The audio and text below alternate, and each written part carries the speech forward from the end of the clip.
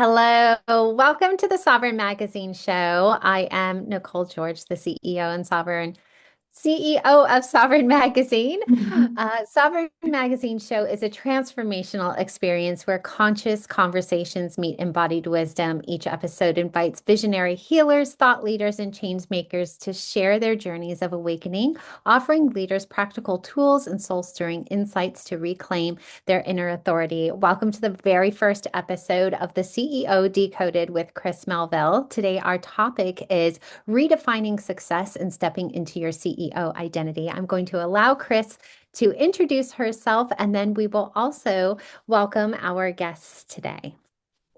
Hi, I'm Chris Melville. I'm a business coach and I work primarily with solopreneurs who are running a service-based business.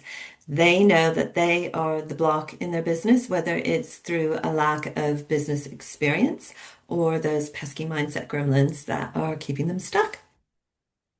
Yes. Okay. Aja, do you want to share a little bit about who you are and where you're calling in from the world?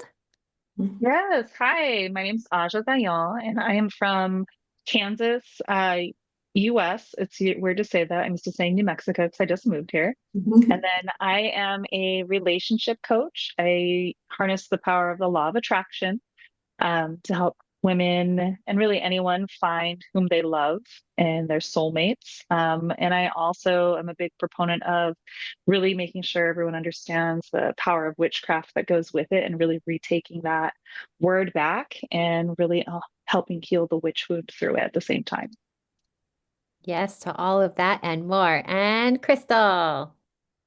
Hi everyone, I'm Crystal Cockerham and I'm hailing from Michigan in the United States, where we, I think, are on like day 12 or 13 of constant snowfall.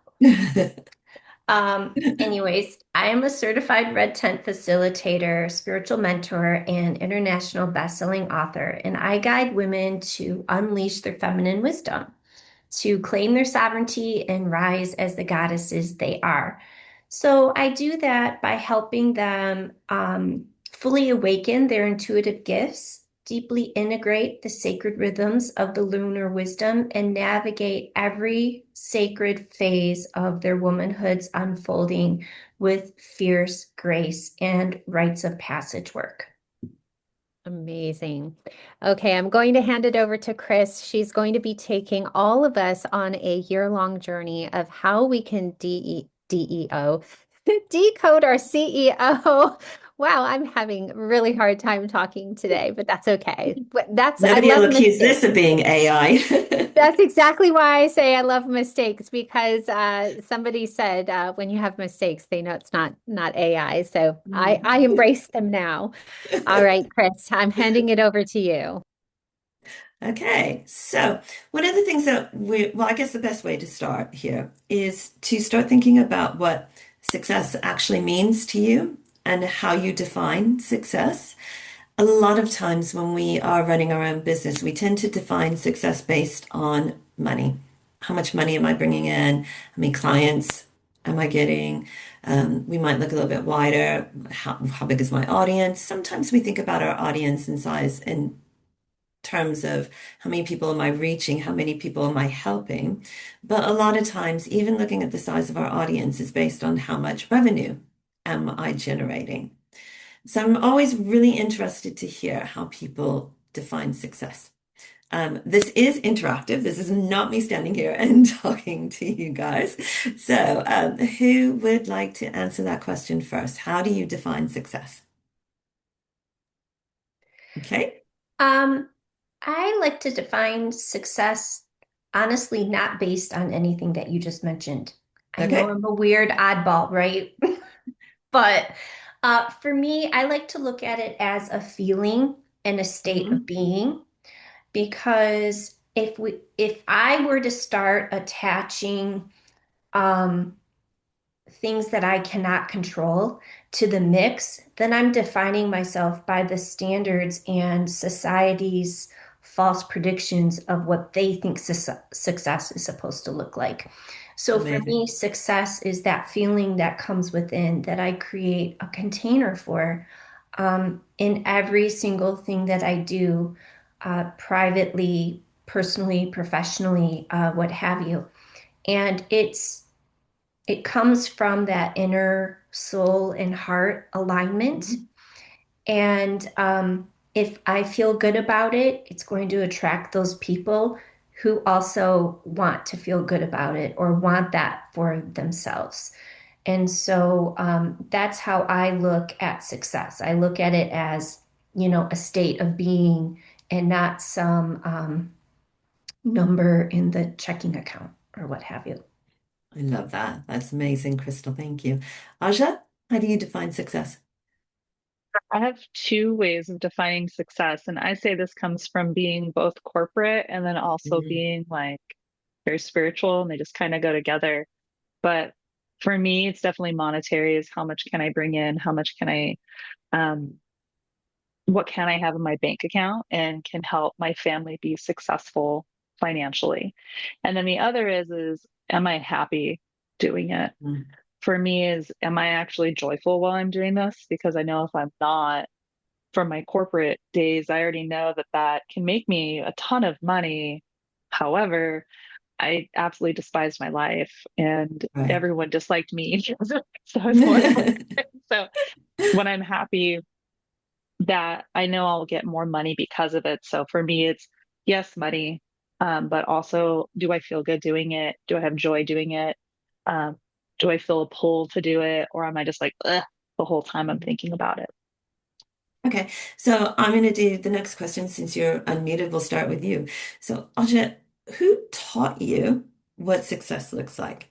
When we think about women in business, particularly women running their own business, for a lot of us, we are the first generation of women in our family who are running our own businesses, right? That's certainly true in my family. Now, the younger generation that's coming up about maybe two generations behind me, they might be in a different situation where they've had mothers, definitely mothers that worked, maybe not mothers that ran their own business, maybe. But for me, I am the first woman in my family to run my own business. Um, so I'd really love to hear who's taught you what success looks like. You know, I know, so my mother taught me what success doesn't look like. I know that's Okay. opposite of your question, but um, kind of like Hicks talks about needing contrast to know what you Mhm. want. So knowing what Yeah. you don't want. My mother did run a business and Hmm. it worked her to the bone, and it was very Hmm. much side jobs, what she could do.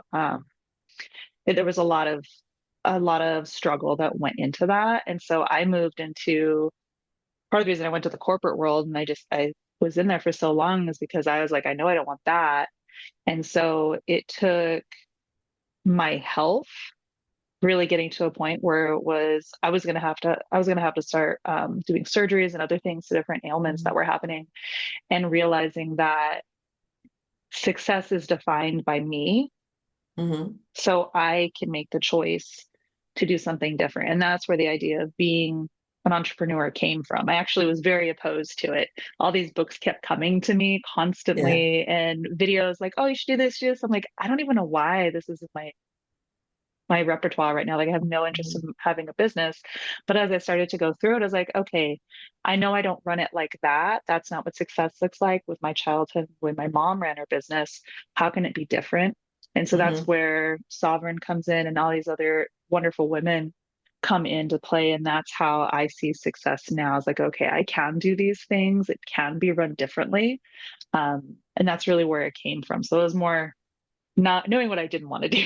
And I was like, okay, there Yeah, has to and be the that's just as opposite. valuable. And I like the word that you talked about, you talked about your mum struggling with her running her own business.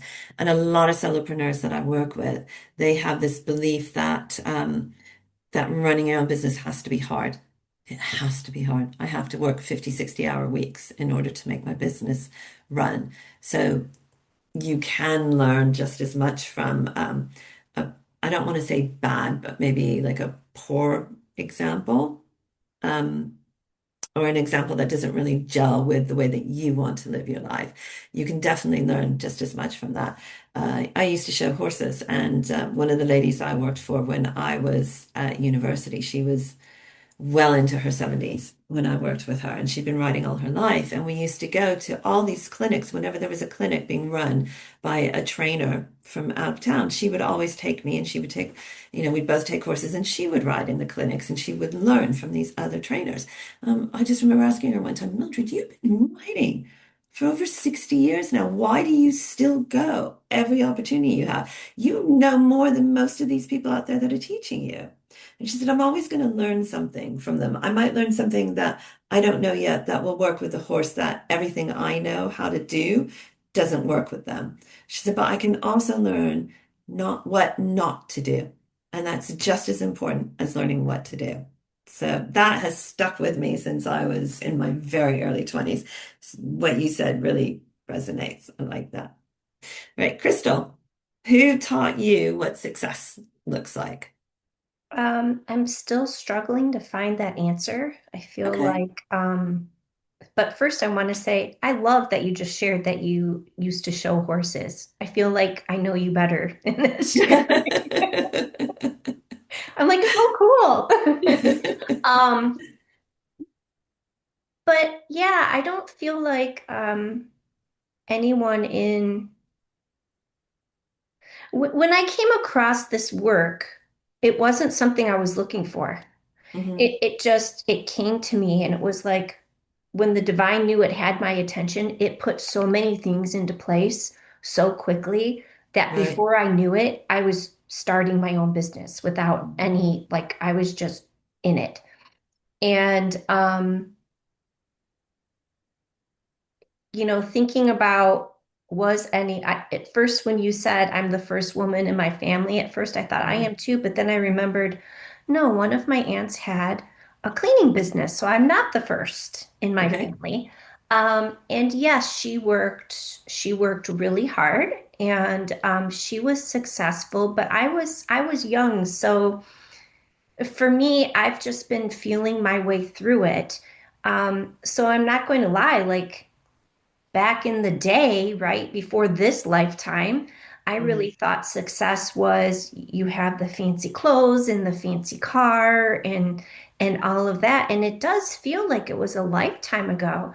But I do feel because I've even ran like a couple workshops on like spiritual success and success Mhm. language. So for me, it's like this constant evolution of what it is that I'm learning as I go. Um, like Okay. I'm forging my own path with it. I love that. And did you come from a corporate background? No.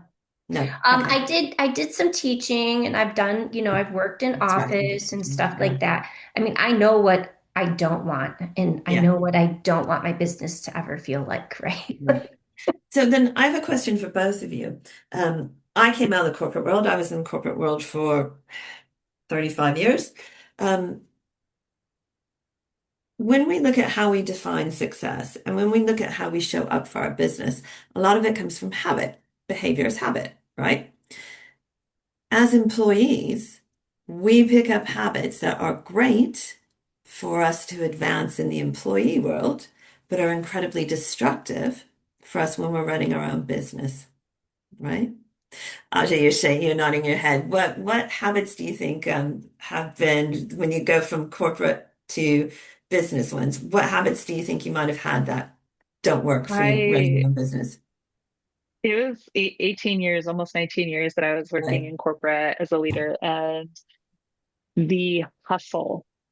I remember telling people I knew because I've always known like yoga teachers and spiritual teachers, and I've always Mhm. been very like aware of different forms of work and the way people live their lives. And outside of corporate, I felt like I was that person. And then when I finally had a chance to bring that into my professional Mhm. life, I realized I was really good at corporate. I hustled really hard. I had to work minimum 8 hours. I felt like a failure if I wasn't getting, that 40 plus hours in. And like, that's just not how you can't do that when you're a solopreneur. You can't. Mhm. You will get sick right away. But Yeah. I was looking for metrics. Like I was looking for Hmm. KPIs and I was looking for someone Yes, to, measurable targets. yes, and compare myself to constantly like, okay, they're the bar, they're the bar. And it took me a while Mm, to realize I was just corporified. One of my mm, peers actually told me because she called it unschooling her children. She pulled them out of school and she was doing homeschooling. mm. And she said, you're unschooling yourself. You're learning how to live outside of the corporate world. And she's like, it's usually a month for every year. And she's like, so good luck. I was like, oh no.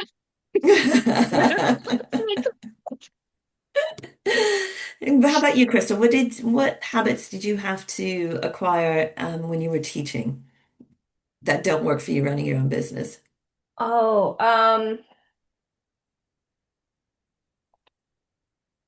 actually, I don't, I use my teaching stuff all the time in my Hmm. business. I use it when I'm creating content, for the different Yeah. forms of learning and the way that I structure everything. So I'm not saying I didn't have any bad habits. I mean, there were times where it was I'm not like, talking I do about bad not want habits. to grade those things. I'm going to let it Yeah. pile up every once in a while. But what I saw in the sphere was a lot of procrastination, Hmm. um, or trying to push off um, responsibilities and make people do things they didn't want to do, which I Right. really didn't like.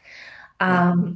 And other things, the other big thing was, and the last school I taught in, I had more freedom with it, but the lesson planning. Um, I was never a rinse and repeat teacher. Mm. I always created, recreated, redefined, like, and I feel like those are lifetime skills for everything. Yeah. But it was shocking to me where, like administration, they would just, come up with these grand ideas and then try to force it on the teachers as if, we didn't already have enough to do. Yeah. So you picked up on something there that is, when I talk about habits, I'm not talking about bad habits. I'm talking about habits that you needed to survive in the corporate world. And they were things like you stay in your own lane, right? So you Yes. don't upset any of your colleagues. Yeah.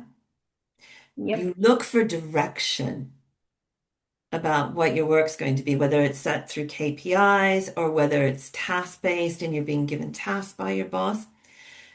And you don't make decisions until you've reached a certain level. You have to wait for somebody to approve what you've done before you can take the next step.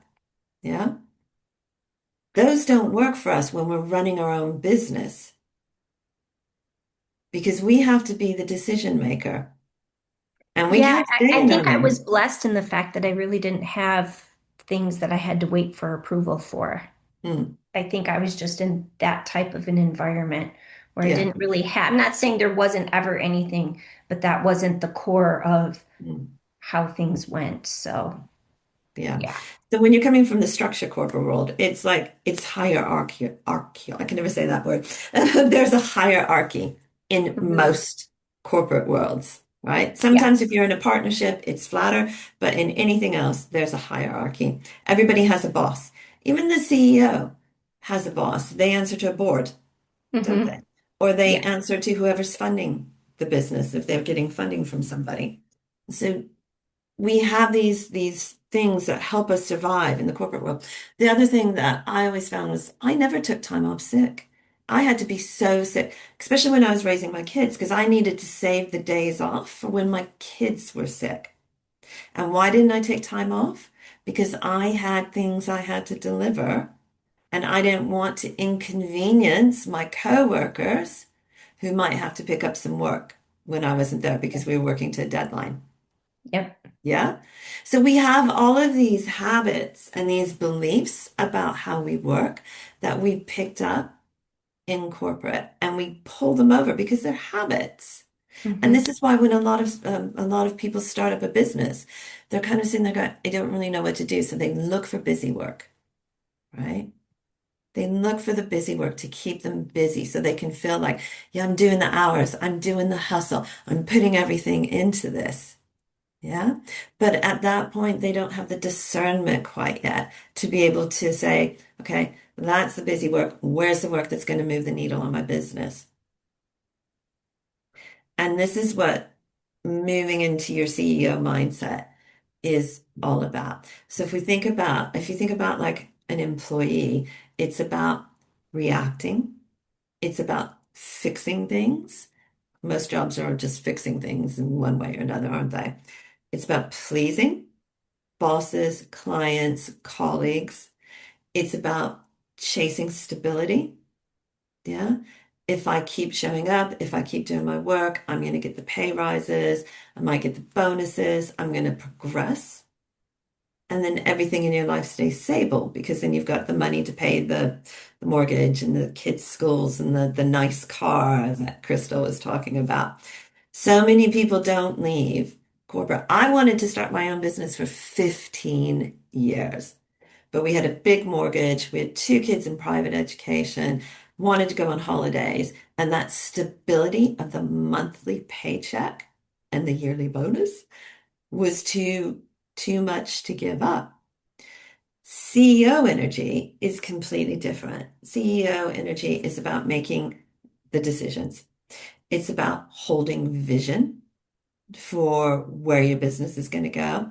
And it's about tolerating short-term discomfort for long-term benefit, but being able to put boundaries around that discomfort, right? I'm curious to ask you guys this question, and we'll finish up with this question. When you think about yourself in your business role, and you take away what you do, how would you define your position in your business?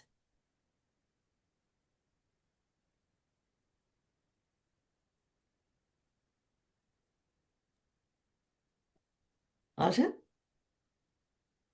Once like a mixture of IT and like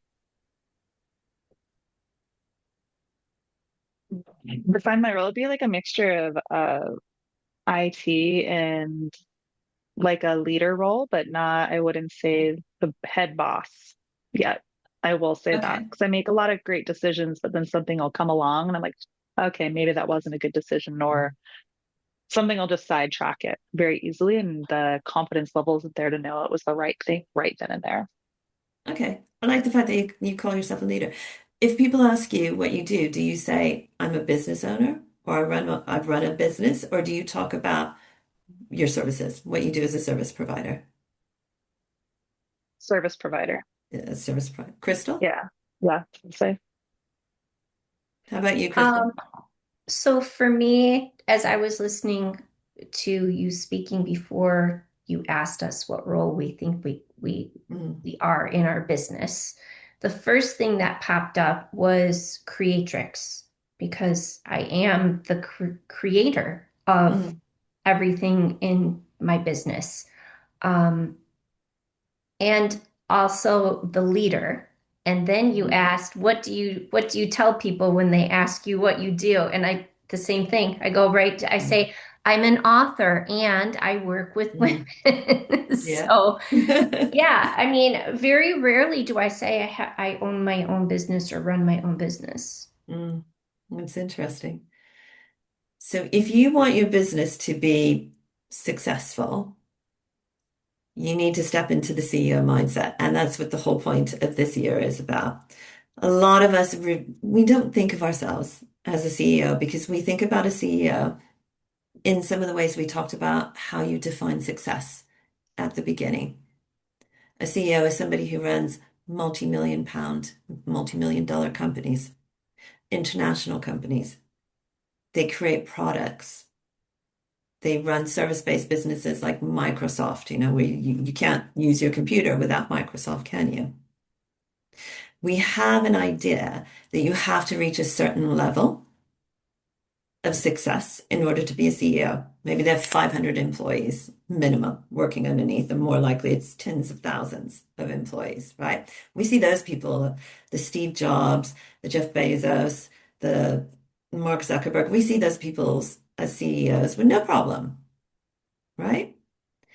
But what we're going to work on this year is we're going to make the shift that the CEO, it's not about success, it's about the energy that you bring to your business, right? And it is about embodying all those things that the CEO of Apple has for your business. It's about having the vision. It's about having the mindset for success. It's about forward planning. It's about decision making. It's about reactivity. It's about boundaries. There's so many things that encompass that CEO mindset. Every business needs that energy, that direction, that guidance. Our business is not a self-sustaining energy. It needs us. And you guys are halfway there. You're already calling yourself the leader of your business, right? Because you know that you're taking your business somewhere.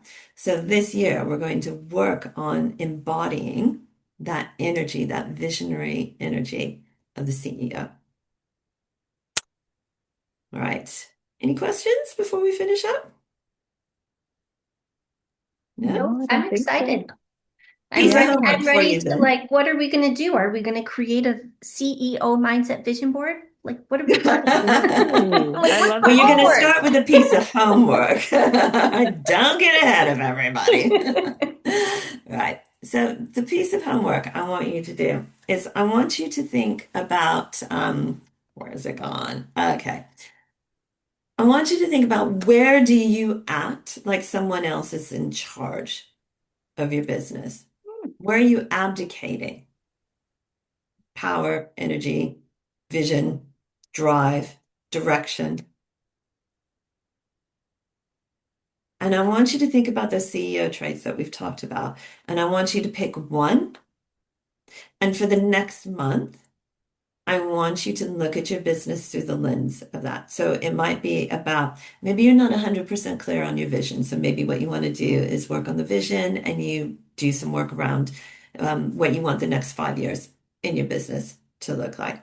Maybe it's like, oh, I'm not such a great decision maker, right? So let's look at what would it take to make you a better decision maker. Yeah. Maybe you need to get a little bit more informed about what's going on when you have to make fast decisions. Or maybe it's like, I'm going to stop doubting myself and say, I know what's best for my business. I know my audience. I know my clients. And you're going to learn to make decisions faster instead of procrastinating them. Okay. So have a think about those two things. Where are you acting like somebody else is still in charge?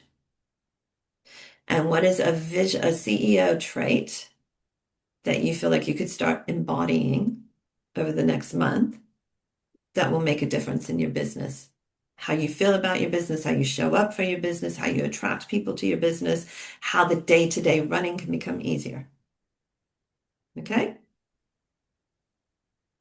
All good, Aja? Yeah, I'm writing it down while you go. Good. Yeah. I have put it in your group as your homework. I was Oh, thank feverishly you. typing away so that you didn't lose the questions. I would like to close with a couple of things. Mhm. Number one, if you have not liked, shared, and subscribed, definitely do that because we will be coming back with these beautiful ladies. And on the next topic, we're going to be talking about taking radical responsibility, which goes so beautifully with Chris's homework. But also, I want to share that I've been working with Chris for, I think, over 3 years now. And it Mm. is so beautiful when I had to answer the questions to see the difference in myself now versus when we started Mm. working together. So after this year, I can almost guarantee you, if you do this work, you're going to be different because I am a completely different CEO than I was 3 years ago. And as you all know, the business has just grown and grown and grown. And so I attribute a lot to Chris helping me with my CEO mindset. And we constantly work together. And I've got her on speed dial. So definitely take this opportunity for anybody in the audience watching. If you can take 5 to 10 minutes out of your week to watch these videos and do the homework, you will definitely be a different person in a year's time. So definitely like, share, and subscribe. Thank you for being here today, and we will see you on the next one. Great. Thank Thank you. you, ladies. See you next Thank you, time. Chris.